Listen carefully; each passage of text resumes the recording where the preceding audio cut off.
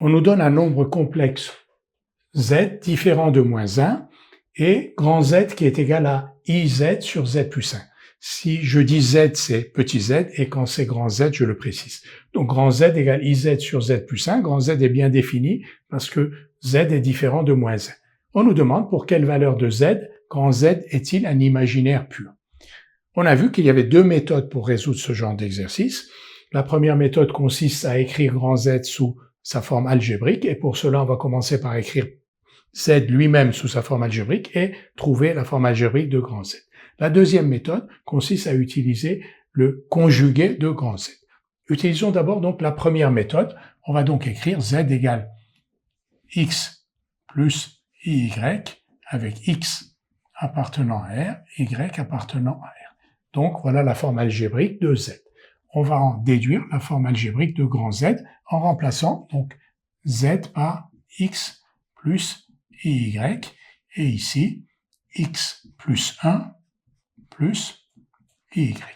On va multiplier ici par I, donc IX, donc on va avoir moins Y plus IX, et ici, X plus 1 plus IY.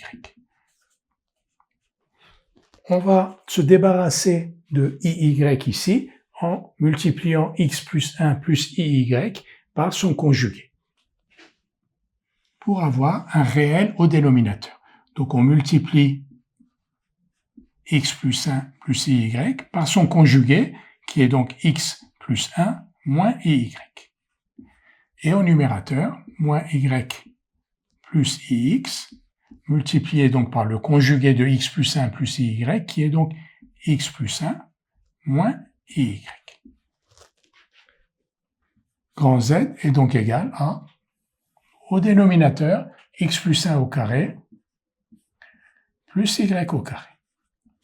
Au numérateur, on va avoir moins Y fois X plus 1, ensuite plus I Y2, ensuite plus I X fois X plus 1, et enfin IX fois moins IY, donc moins I2 XY, moins I2 XY, c'est plus XY. Grand Z est donc égal à moins XY plus XY, donc ça se simplifie, moins Y plus I fois Y2 plus X fois X plus 1 sur X plus 1 au carré plus Y2.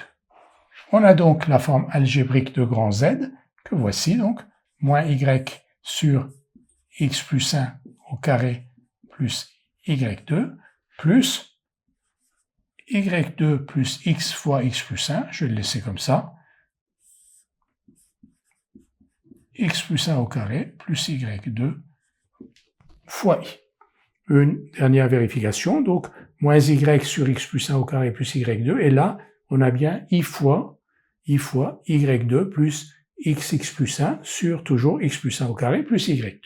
Maintenant, grand Z est un imaginaire pur si et seulement si sa partie réelle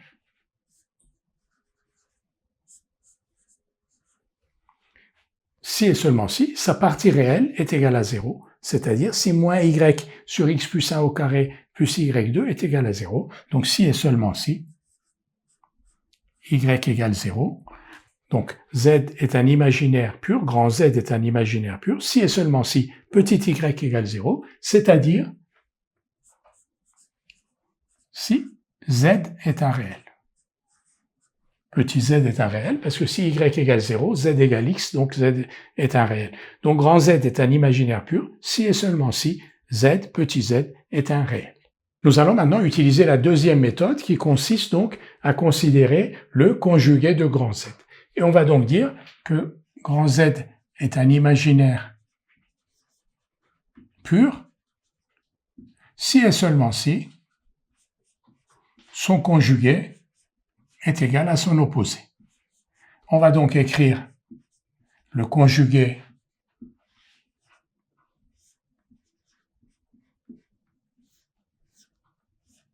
de grand Z et écrire qu'il est égal à moins IZ sur Z plus 1. Ce qui est équivalent, donc ici, le conjugué du numérateur sur le conjugué du dénominateur, donc I bar Z bar plus 1 égale moins I Z sur Z plus 1. On va faire un produit en croix égal, donc I bar c'est moins I, donc moins I Z bar, Z plus 1, plus IZ, Z bar plus 1 égale 0. Ce qui est équivalent à moins IZ bar Z se simplifie avec IZ Z bar, donc moins I Z bar plus I Z égale 0. Ce qui est équivalent donc à moins Z bar